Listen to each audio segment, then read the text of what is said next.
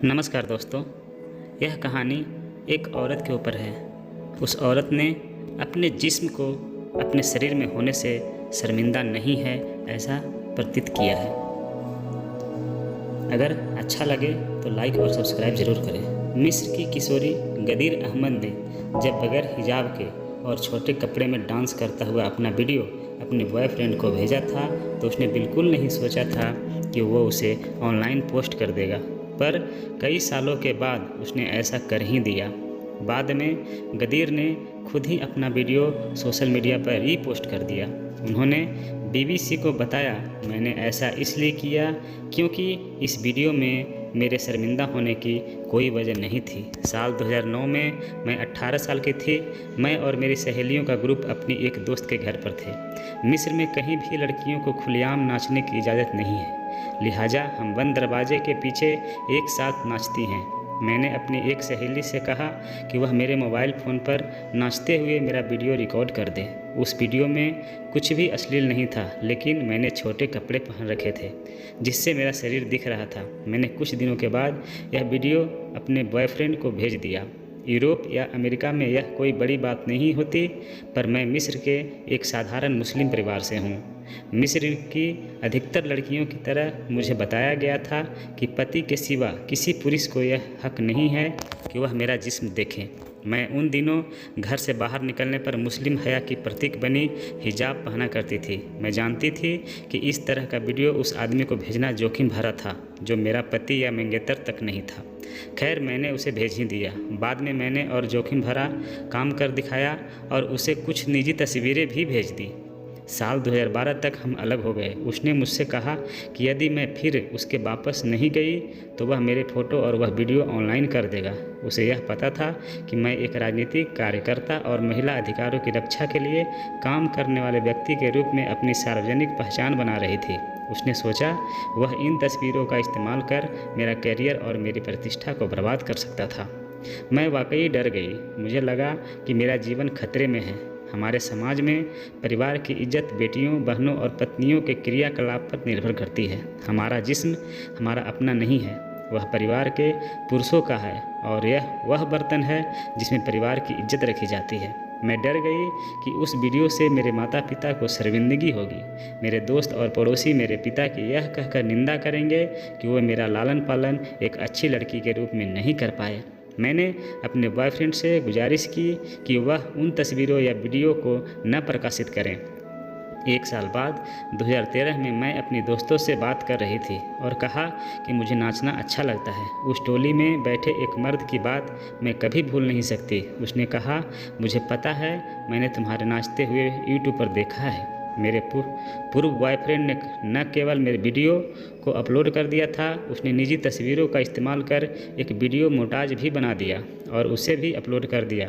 मैंने तस्वीरों वाला वीडियो तो किसी तरह यूट्यूब से हटवा लिया, पर नाचने वाला वह वीडियो वहीं रहा। मैंने एक दोस्त और वकीलों की मदद से मानहानि का मुकदमा ठोक दिया। अगले दिन मैंने पुलिस में बॉयफ्रेंड के खिलाफ रिपोर्ट लिखा दी। मेरे परिवार को अब तक इसके बारे में कुछ भी पता नहीं था, लेकिन कुछ महीनों बाद मेरी मां ने मुझे फ़ोन किया। मेरे पूर्व बॉयफ्रेंड ने कानून से डरकर मेरे पिता से मुलाकात की और सब कुछ बता दिया। उसने मेरे पिता को मेरी निजी तस्वीरें भी दिखाई ताकि साबित कर सके कि उसने मेरी देह देख ली है। उसने मेरे परिवार की इज्जत फिर से बहाल करने के लिए मुझसे शादी करने की पेशकश भी की। उसकी शर्त यह थी कि मैं मुकदमा वापस ले लूं। मुझे अब तक शादी के जितने प्रस्ताव मिले उनमें यह सबसे घटिया था। परिवार की इज्जत महिला की यौन सुचिता से जुड़ी हुई है। यह सुचिता किसी भी तरह टूटी तो उसे शादी करके ही फिर से ठीक किया जा सकता है।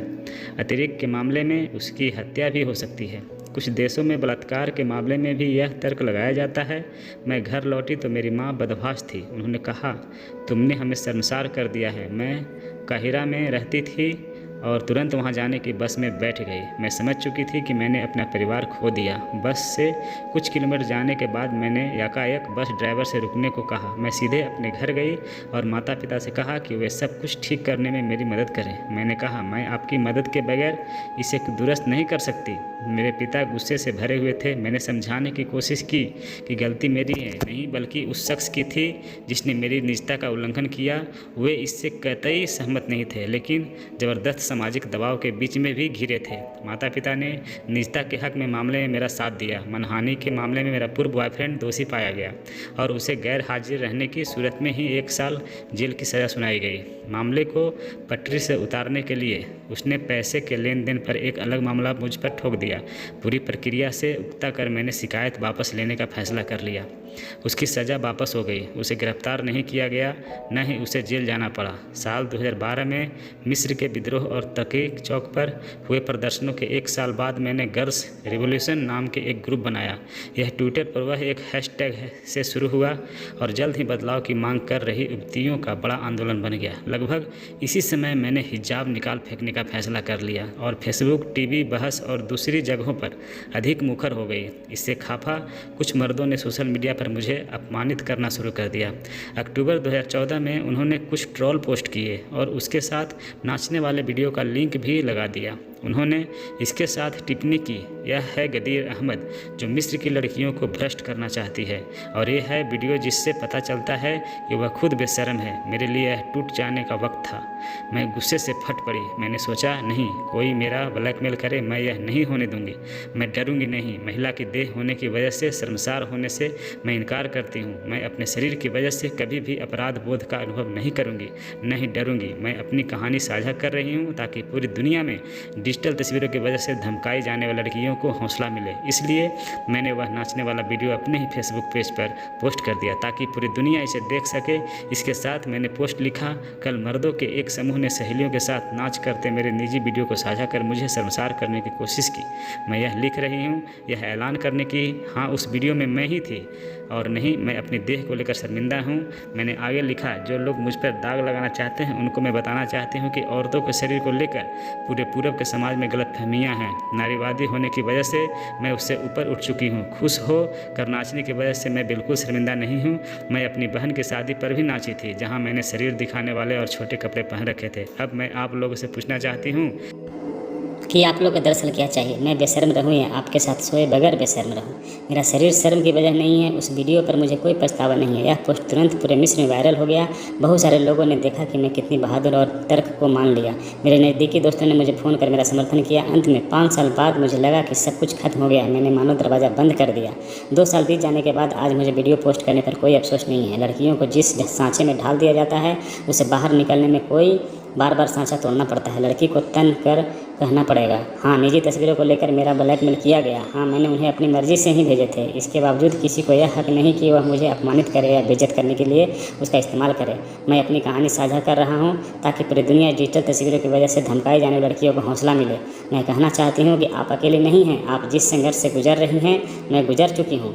मैं अकेलापन, असहाय, कमजोरी और शर्म को महसूस किया था। ऐसे समय भी आए जब मैं पूरी तरह निढाल हो गई। मुझे यह हक नहीं है कि आपके कह सकूं कि आप भी मेरी तरह ही संघर्ष करें, लेकिन मैं अपील करती हूं कि जिस पर आपका भरोसा हो उसे मदद मांगे। एक बार मदद मांगने से आप कम अकेले कर अपने को खुद को खतरे में नहीं पाएंगे। हम साथ मिलकर उस संस्कृति को बदल सकते हैं जो हमें डराती है और शर्मिंदा करती है। हम एक साथ जी सकते हैं। बहनों के रूप में हम इस दुनिया को औरतों के लिए बेहतर बना सकते हैं। नमस्कार दोस्तों।